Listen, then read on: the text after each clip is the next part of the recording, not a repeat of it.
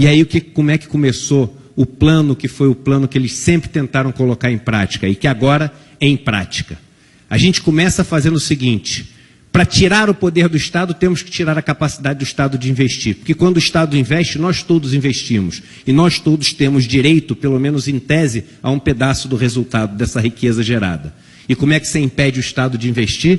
Fazendo uma emenda constitucional 95, que proíbe durante 20 anos os investimentos do Estado. Ele não é um limite de gastos, a não ser que você não considere juros da dívida gasto.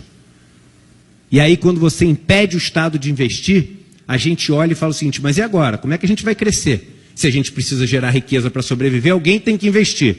Aí surge a iniciativa privada, na mão de meia dúzia de pessoas, e fala o seguinte: não se preocupem, eu vim para salvar vocês. Eu sou o salvador da pátria. Aí a gente fala: mas você investe? Aí eu invisto, eu gero empregos, eu gero crescimento, mas... E aí, assim como um sequestrador que assalta um banco e bota as pessoas de refém, ele começa com as exigências. Primeira exigência: eu quero que vocês passem uma reforma trabalhista. Aí eu começo a investir.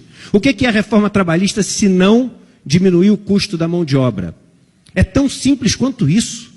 Você faz com que as pessoas possam trabalhar mais em condições diferentes, com menos poder de negociar o valor do seu trabalho, com menos poder de combater as ilegalidades que são feitas contra eles. O que acontece imediatamente com o preço da mão de obra?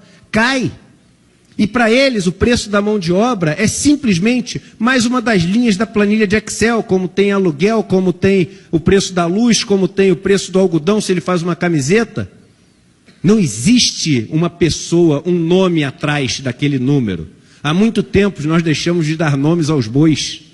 Eu, quando era pequeno, meu avô tinha uma fazenda e ele falava assim: nunca dê um nome ao boi, porque senão você não consegue matar. A gente parou de dar nome aos bois e hoje a gente mata, sem preocupação.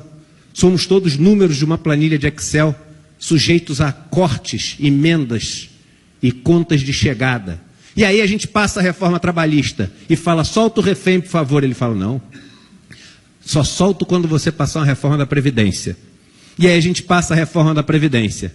E ele não vai investir, porque ele só vai fazer quando a gente passar a reforma tributária. E a gente vai fazer a reforma tributária. E ele não vai passar só quando a gente fizer uma reforma administrativa e diminuir o tamanho do Estado. E quando tiver feito tudo isso, ele não vai investir. E vai falar o seguinte: na verdade, o que precisa é o Estado voltar a investir para induzir. E aí vai cair a emenda constitucional 95. Mas quando ela cair, todos os mecanismos foram feitos para não cair nada da riqueza que for gerada na mão do trabalhador, na mão daquelas pessoas que geram a riqueza. E vão cair só na mão dessas pessoas que concentram já todo o capital do Brasil. Num país como esse, não existe democracia, porque a verdade é que a meia dúzia de famílias que detêm esse poder econômico no Brasil, elas decidem qual a reforma da Previdência que vai passar, elas decidem qual a reforma tributária que vai passar, elas definem qual é a reforma administrativa que vai passar, mas tem uma diferença. Eu não votei em nenhum fabricante de cerveja, nem dono de banco, para ditar os caminhos da minha vida. A gente vota em deputados, em senadores, em governadores, em prefeitos, em pessoas que já não são representativos das pessoas que a gente vê na sociedade, mas pelo menos são eleitos pelo voto.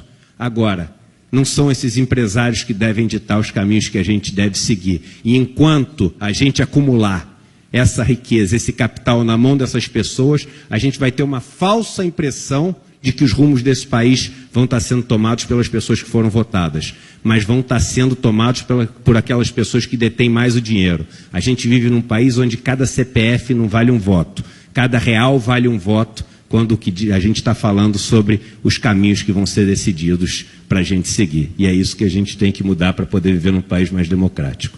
É isso aí, muito obrigado.